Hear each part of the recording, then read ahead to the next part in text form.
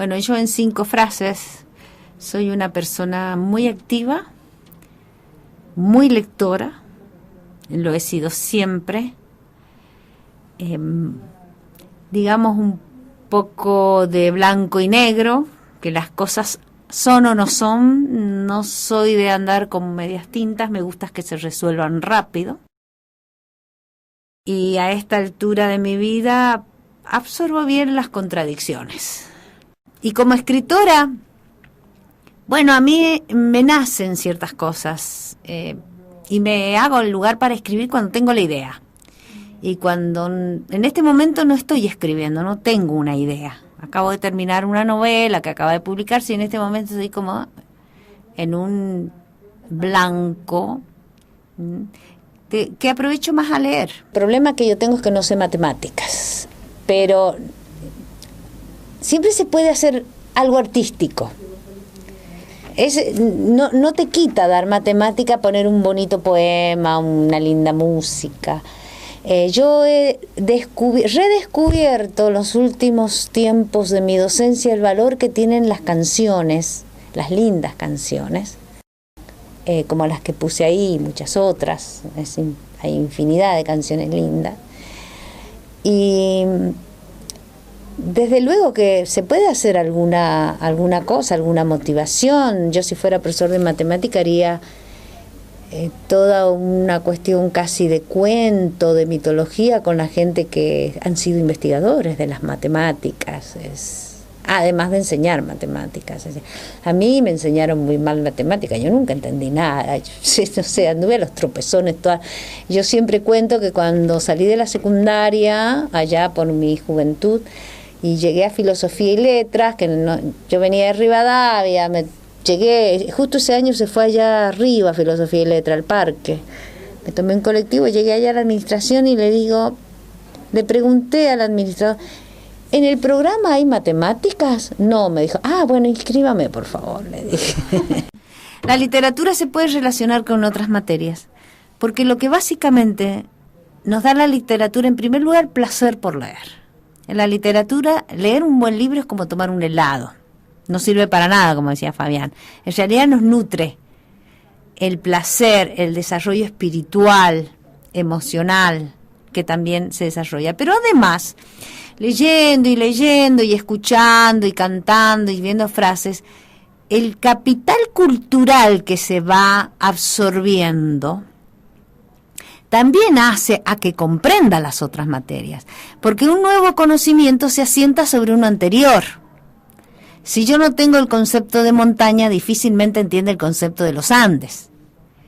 Entonces, uno de los problemas básicos que hay en la docencia de chicos, gente que le cuesta aprender y que no comprende, es porque no tienen ningún conocimiento anterior.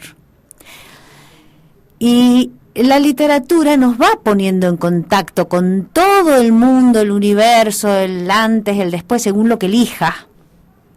Me voy dando cuenta, voy incorporando cultura, conceptos, historia, y además me hace ver mi propia vida desde otro punto de vista, me corre en mi propia vida. ¿Cómo pensaba y funcionaba el hombre de la Edad Media? ¿Qué parámetros, qué paradigmas para vivir tenía? ¿Cómo vivía el hombre?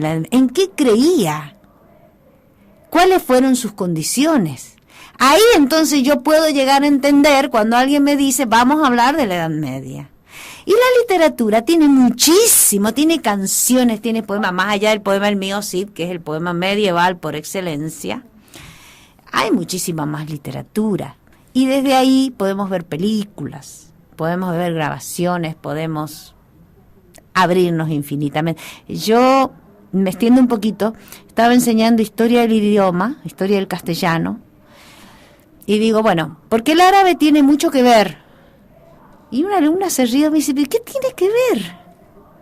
Y cuando le enseñé cómo el flamenco proviene del árabe, cómo tenemos 2000 términos en nuestro idioma proveniente del árabe, cómo 5 siglos de arabización de España están presentes en nosotros. Y entonces le hice una pregunta. ¿Nunca te has preguntado por qué el gaucho nuestro lleva la misma bombacha que los guerreros árabes? Esa bombacha ancha y botas. Y que los cosacos. Entonces vienen las preguntas, viene el asombro, pero tenés que saber. Si no sabes nada, no entendés nada y tu mundo es chiquitito y vos crees que tu mundo es chiquitito, es el mundo, y entonces, ¡ay, qué depresión! Entonces, ahí es como la literatura te da un capital cultural y de mirada que va hacia todas las materias y hacia la vida. La literatura sirve para pensar la vida, básicamente.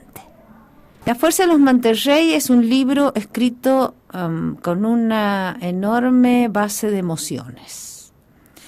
Era golpe de emoción como escribía, por eso salió de un tirón. Tenía una fuerte inspiración y los personajes casi se me corporizaban, yo los veía todo el día.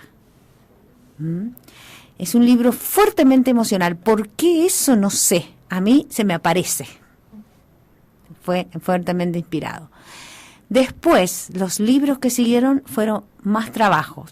Es decir, aparece una idea y yo empiezo a desarrollar esa idea. Empiezo a buscarla, empiezo a trabajarla, pero sí tienen también una base emotiva fuerte. Tengo escenas fuertes. Yo sigo escribiendo casi como escenas de película de teatro. Es muy visual lo que yo describo. Es muy visual y los personajes que sigo creando, a pesar de que han cambiado mucho digamos, en los conflictos, siguen siendo personajes básicamente emocionales.